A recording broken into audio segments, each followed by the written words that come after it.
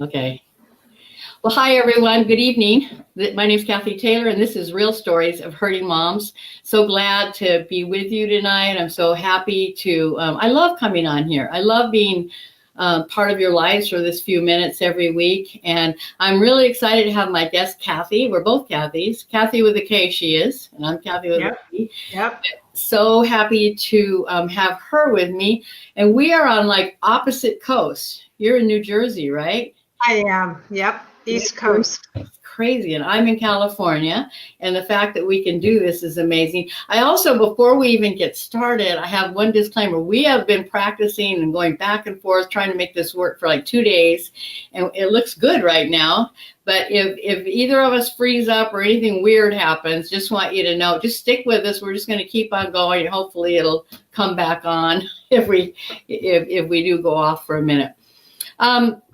Anyway, I just want to tell you, as always, how glad I am to be with you. And we're going to hear from Cathy in just a minute.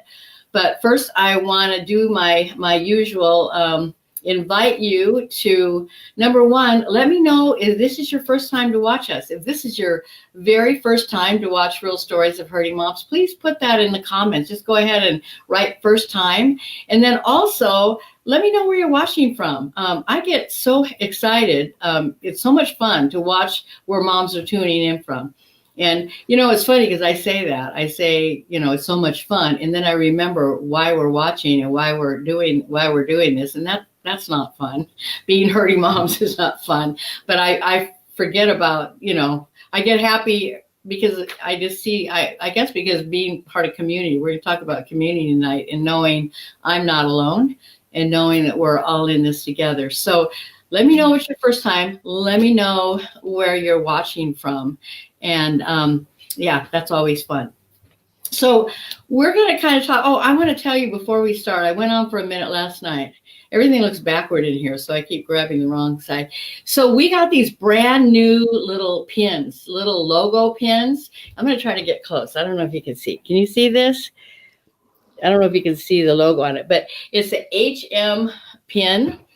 And what I love about it is, I don't know, it's not like we want to be part of this club. It's not like we're at a sorority, pin or being part of a club that we've always aspired to be in. But we all know what it is, and we all need each other. And we talk about this all the time. And I just think, like, these little pins, nobody else knows what this means, right? Nobody else knows what the HM stands for, but we all do. And somehow, in fact, I had some comments last night. I talked about it last night. And one lady said she loves these pins because they grow strength and love in the group. It brings empowerment and hope. We all need this. And I hadn't even thought about that, how having these little pins, it just kind of is a solidarity thing, brings us together.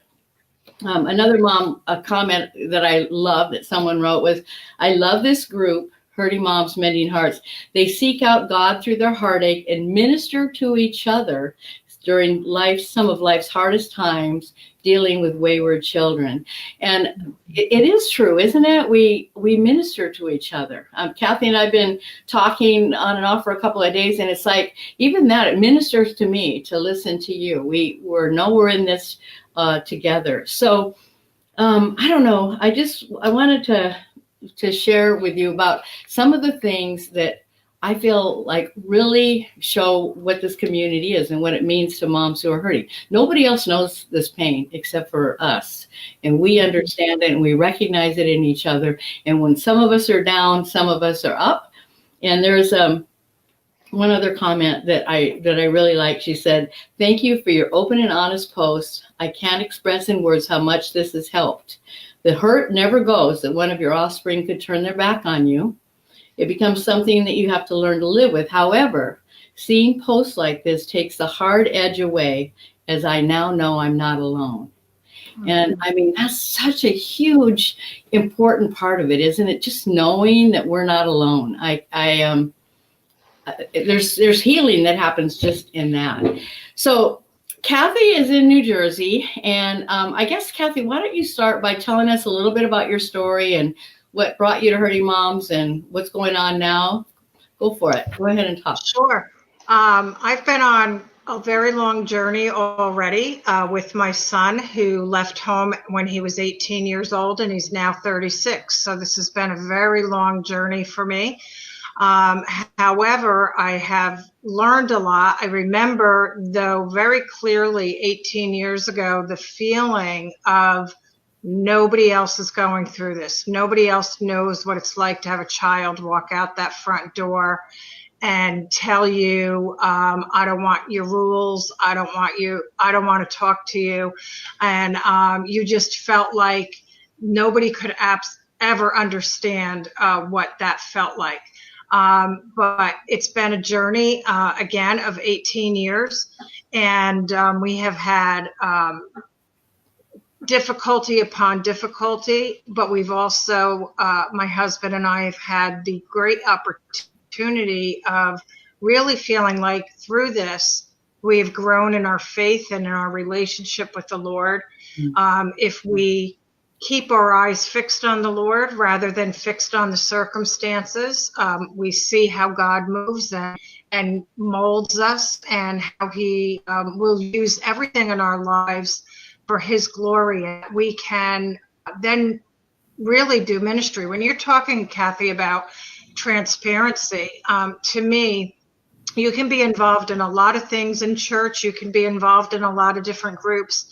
But if you have your mask on so tight and you're just portraying to everybody, I'm perfect, I have my act together, everything is okay, that to me is what hinders ministry. When we can come together as moms and take our masks off and say, hey, I'm hurting and my child is doing this, or my child is involved in that, and we find out that we're not alone, that's, to me, one-on-one or in the small group of a Hurting Moms Mending Hearts group, that's where real ministry can take place, because we're allowing ourselves to take those masks off and be transparent and be vulnerable and find that there is a place where we know we are not alone.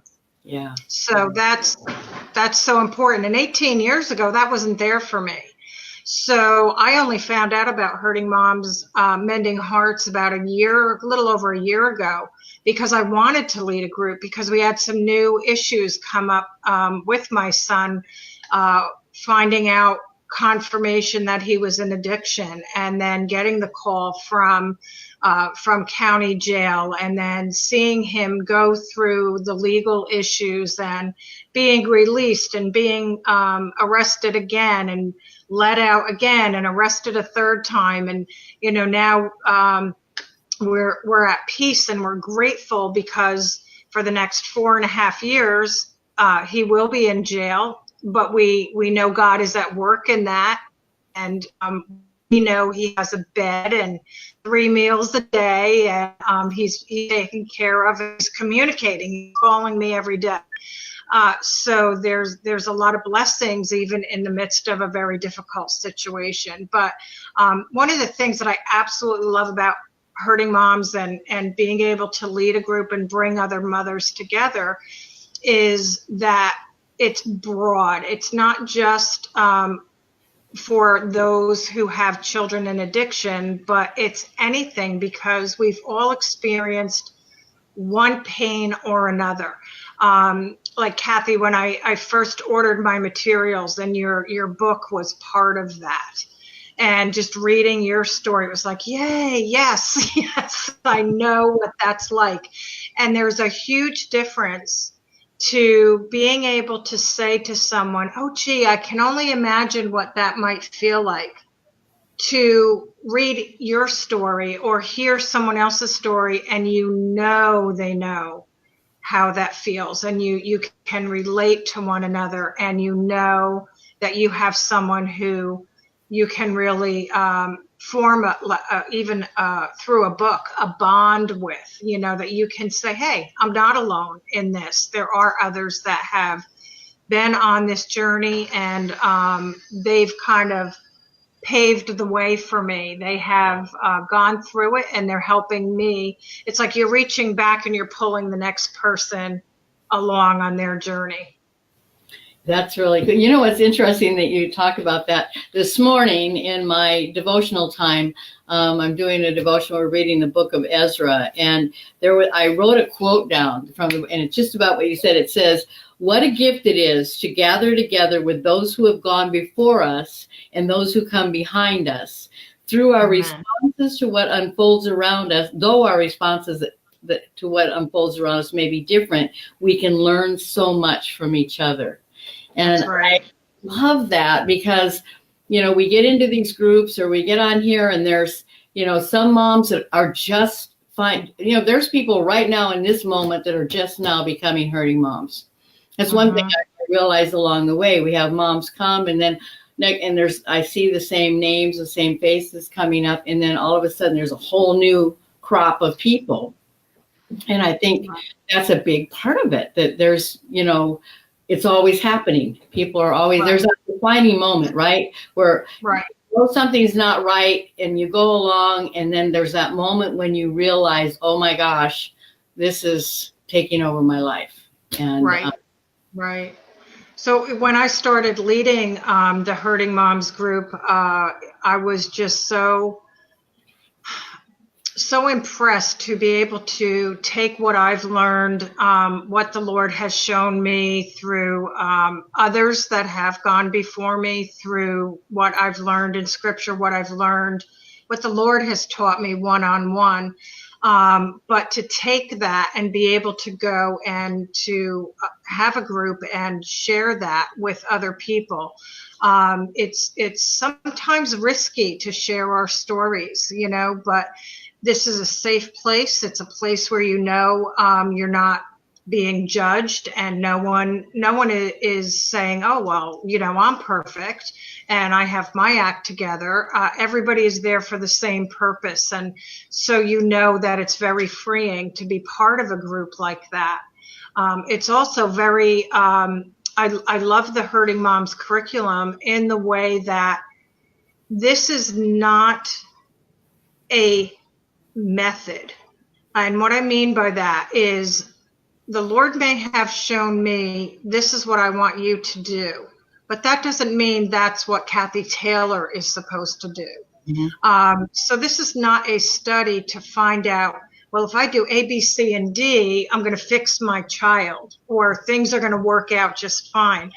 It is really a focus on the things that we all have in common, the emotions that we go through, the ups and downs that we go through, the things that we're going to face and we're going to say, how do I handle that? And we don't want to give out a method, but we just want to help one another and support one another.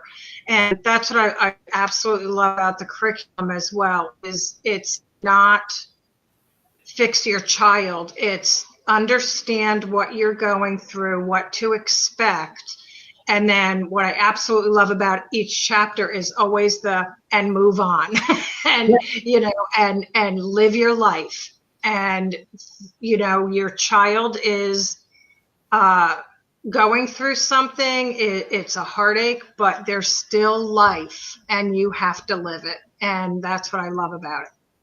It is a big part of it, is learning how to take our own lives back. We get so caught up and it kind of starts controlling us or consuming us, and we can't function in any other way. And so it's learning how to surrender our kids to, hey, you know what? God created them just like He created us. He loves our kids. And if anybody can do anything with them, it's Him. But how many times do you think we get in the way? We get in the way of trying what God might be trying to do. We're trying to rescue them, and they have to figure it out. I see my son here, Brian, says, lunch. I had lunch with my son. I talked about my son before. In fact, I talked to him at lunch about this. He's a fisherman, and he's an alcoholic. And he knows he is, and he's just now starting to think that maybe he wants to do something about that. But we have a good relationship, and he's 43 years old. But anyway, he said, lunch on Monday, Mom, my treat this time. That's his comment on here. All right, Brian, I'll take you up on it. But, that's after, years of learning that I can't fix. There's nothing, I can't fix, and I'm saying this with him watching. We talked about that. I mean, we're very open about what it is. I don't try to control him or manipulate him. And when he's ready, he'll be ready. We're there for him. Right. One of the last phone calls before my son's sentencing, when he called and he was just in tears and he's like, you got to bail me out. You got to bail me out. You got to get me out. I can't do this, and it rips your heart out. Yeah. But you're saying you have to say no, you have to have your boundaries, and you have to trust that God knows the plan he has for your child. He knows your child better than you do, and he knows what's going to work. We think if we just can get them maybe out of a situation or give them money or whatever it would be, that we would be helping. But you're absolutely right. So often we're getting our hands into God's business, and we just sometimes we got to back it up and we got to say, no, that only God, he can only do certain things, and we have to let God do it because he loves our child more than we do. He knows what's going to work in their lives. He knows the point that he has to bring them to. And that's why at this point, I can be at such peace. When my son called and said, Mom, I have to go to jail for 4.5 years, I was like, thank you, Lord, because I know where he is, and he's calling me every day, and there's communication, and he has a bed, and he has 3 meals, and he's working a job, and he's going to Celebrate Recovery, and he's going to Bible studies. And a retired state trooper friend of mine said to me, Kath, jail isn't a bad rehab. It's okay, and I pictured something very different, a very different path of rehabilitation for him. Yeah. Hey, God knows better, and I have to let God do what only he can do. Absolutely. Can you see the comments, Cathy? I cannot. No. You know Sue Mercer? I do know Sue Mercer. She's watching. She said, I know Cathy Withers from America's Keswick. Yes. That's where I work, and we do have an addiction recovery ministry there, and that's where I always dream. That's where my son has to go. That's where my son, that's where God's going to do it, is right in that narrow eyesight of mine. That's the place, but God's doing it in a different way, and I trust him with it. Well, I guess that's what we have. That's what the bottom line is, right? That's what we learn. The tools we get in the group is how to trust God, how to, one of the main goals is to learn to surrender our kids. And we were talking earlier before we came on here about how it affects you were telling me, you were sharing with me something that someone told you that really impacted you. Can you share with that a little bit about that? I think I know what you're talking about what my spiritual mom kind of advised me many years ago. The best piece of advice I ever got in my journey, having a prodigal child, going through all of this, was to maintain my marriage, to have fun with my husband, to continue working in that area of my life, because it is with him that I made a covenant. I did not make a covenant with my children, but I made a covenant with my husband, and that was my priority.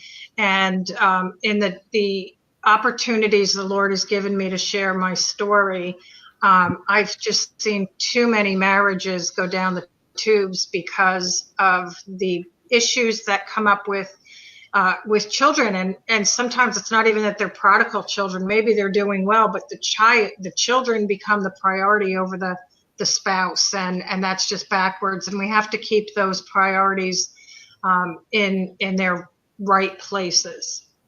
Yeah, and we were talking about how even and actually a couple of my kids, when I first started going through this, it was actually one of my daughters that when I became a hurting mom. And I have other kids that were doing what they were supposed to be doing. But I was so focused on the one that I really missed out on a lot of good stuff with my other kids. I wasn't in the moment with them. I wasn't appreciating how well they were doing in school or the different things they were doing because I was so focused and so torn up about the one child who wasn't. And so I think that's another thing that we need to be careful of, because a lot of times we just absolutely we neglect the other people in our lives, because again, we're so focused on the one who we really can't do anything about it anyway.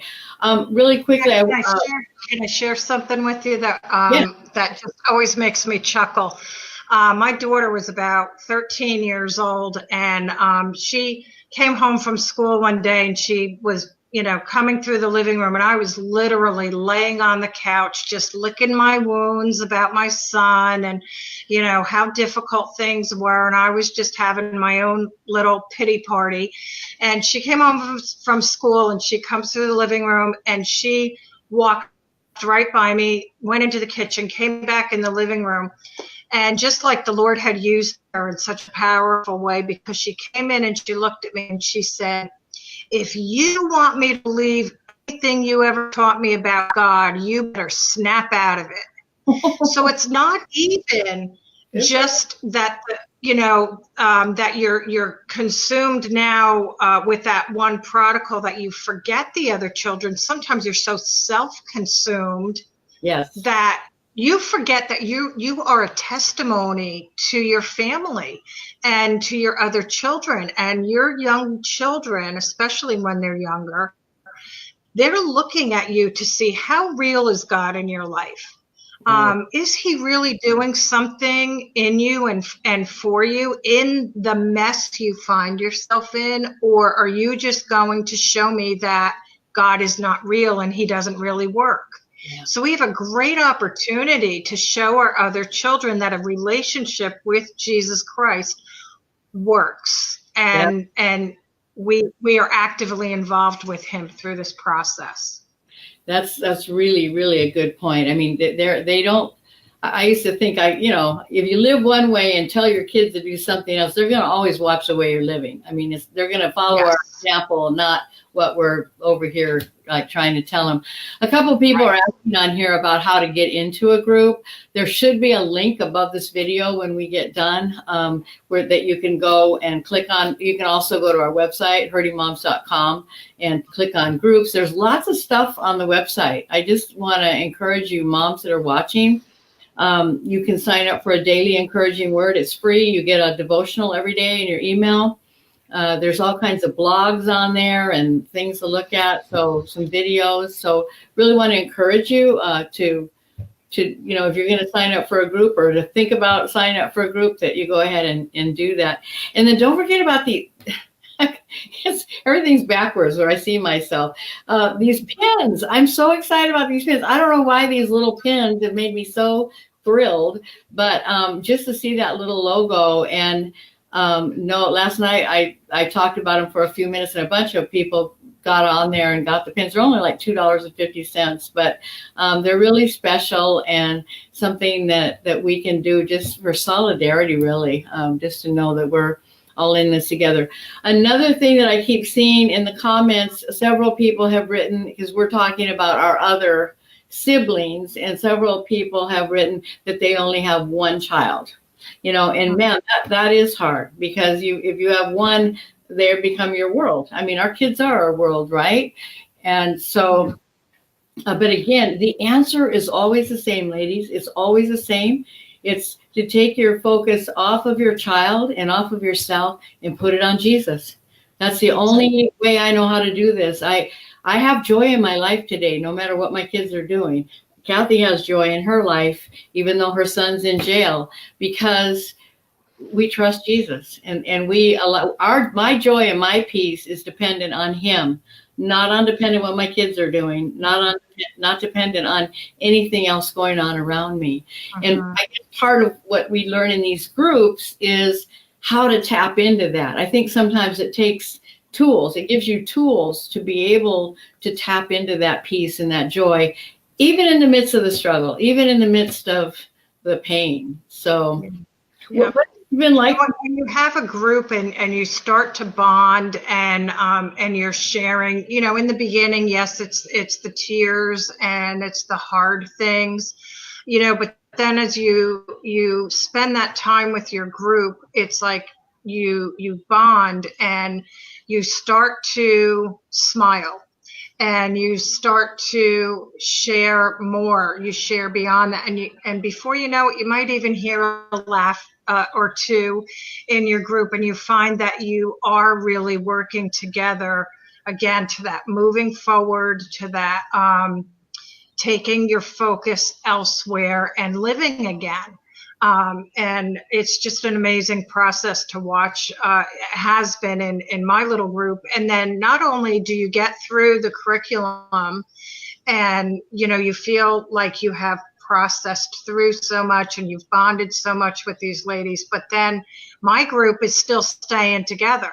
yeah. We're not recycling hurting moms, but now we're doing a Colossians study together because we just want to be together. So it's you really do find a solace in the group that you attend, or if anyone's thinking of leading a group, you really do find that bond happens, and it happens quickly, but it lasts. It does. Which is amazing. It's so, and that's what the whole community thing's about, right? We come together Right. in community and we stay there. And it's funny that you talk about doing another study. When I first started this, which was like, I don't know, 15 years ago, I didn't have a curriculum. I just knew that I wanted to see if there were other moms like me that were hurting.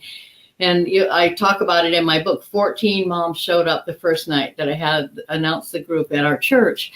And what I didn't know was that as we talked and shared, we started to get better. I now, after years of doing this, I know that talking about things in a place where we're not judged takes the power out of it.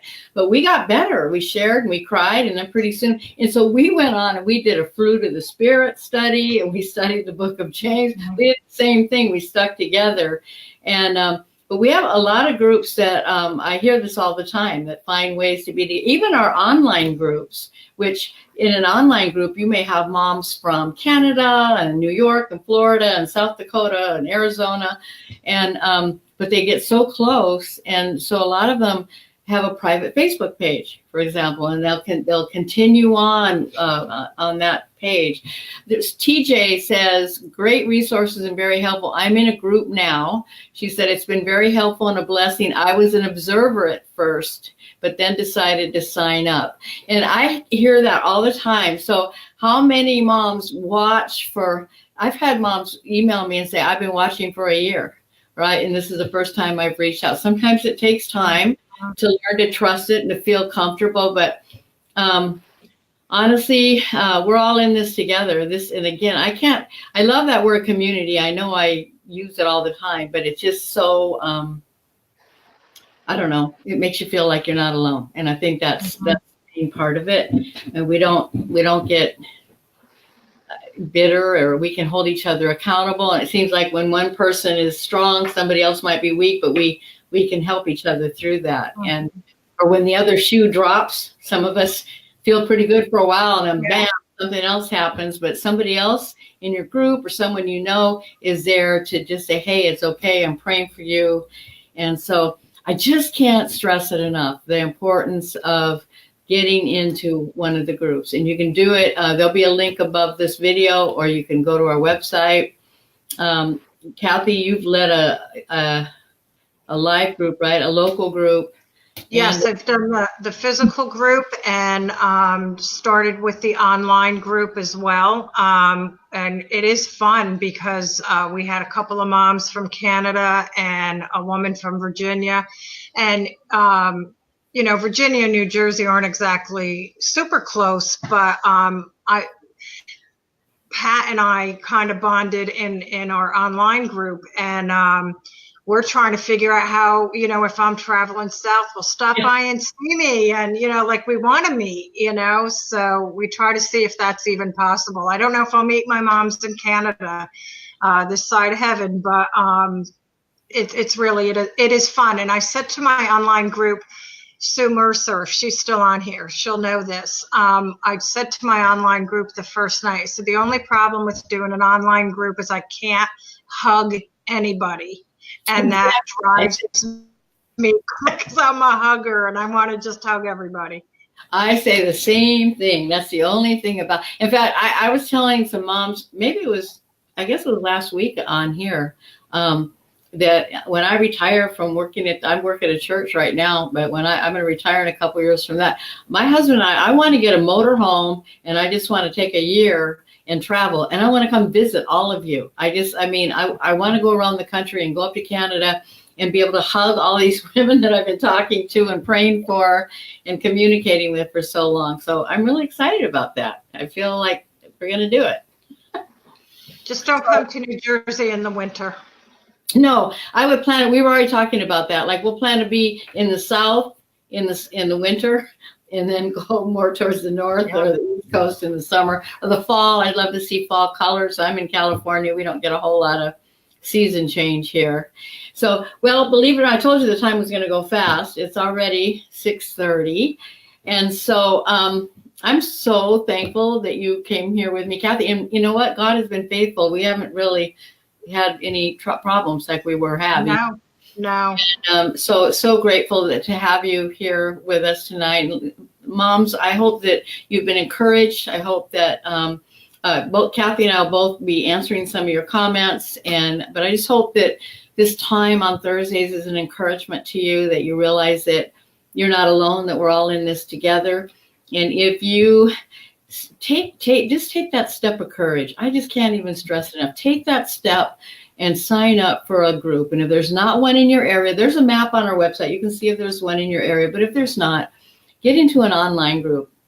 And I know that's kind of hard for us because, we're moms, older moms, some of us, and technology. But you know what? If I'm doing this, you all can do it too.